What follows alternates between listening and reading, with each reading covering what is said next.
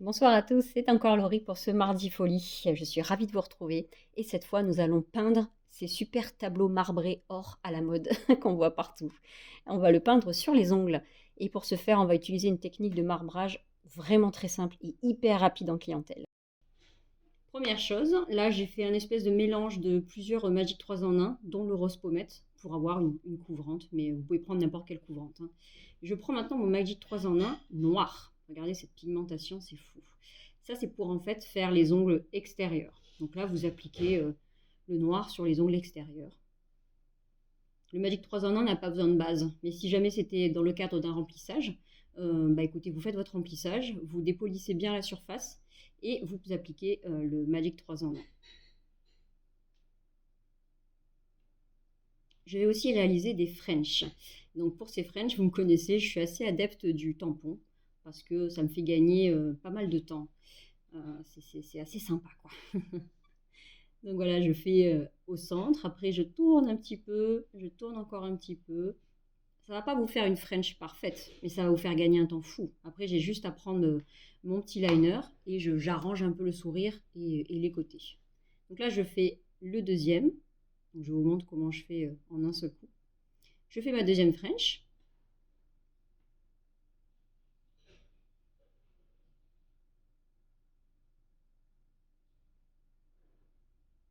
Après, je prends mon petit pinceau liner, j'arrange tout ça.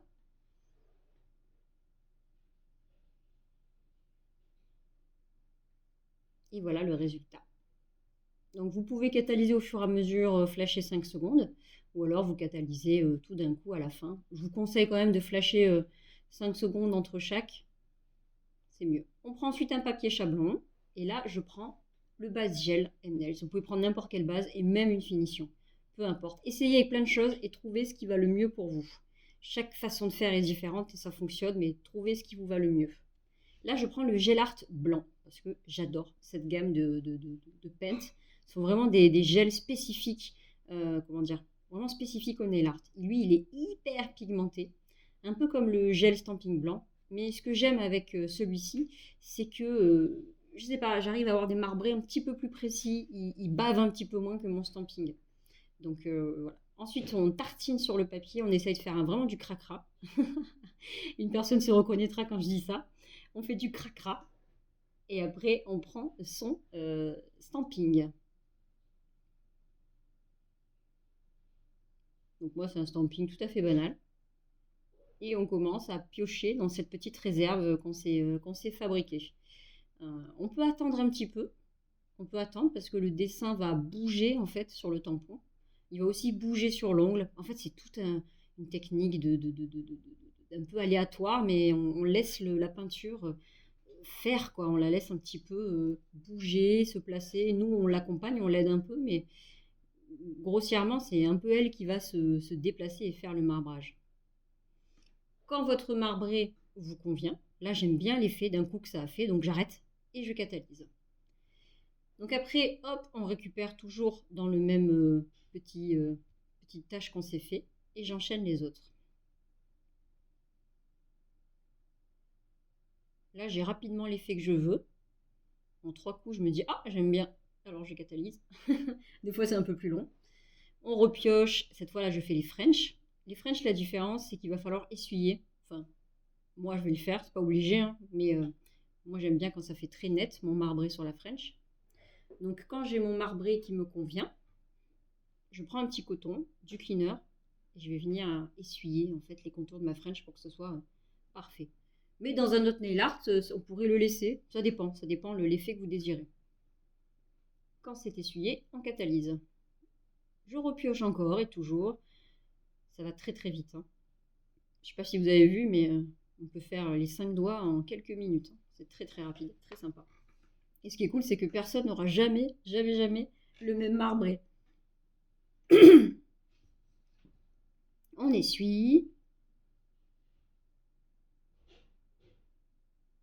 Et après, on part à catalyser 90 secondes parce que les gel art se catalysent. Voilà ce que ça donnerait si en fait on avait mis un fond blanc avec un marbrage noir. Donc ça c'est Claire Lauriane qui l'a fait et je voulais lui faire une petite dédicace parce que on s'est pas mal parlé en message pour faire ce tuto et elle m'a aidé à trouver un produit. Donc merci encore à elle.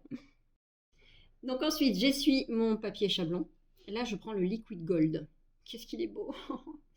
Oh là là, je suis amoureuse de ce gel peint qui est sans résidu, hein. On tapote avec le tampon.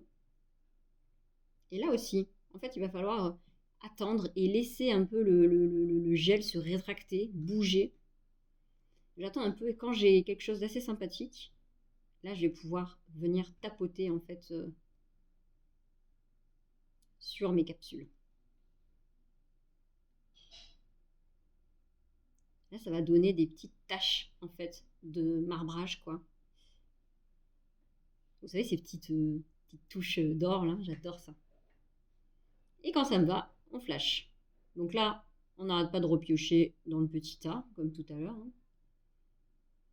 Là, moi, je flash à chaque fois parce que les capsules, c'est compliqué. Mais quand c'est sur une cliente qui a vraiment les 5 doigts à côté, là, on fait paf, paf, paf, on avance, hein. Là, je suis obligée doigt par doigt. Mais sinon, vous n'avez même pas besoin de flasher, hein. En 2 secondes, vous faites le marbré or sur tous les doigts, quoi. Là, ça, vous voyez, ça vous dépose des petites, paf, des petites taches. Trop, trop facile, trop rapide, trop sympa.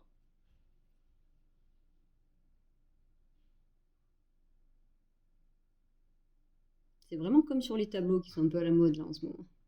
Quand ça vous va, finition, miroir plus.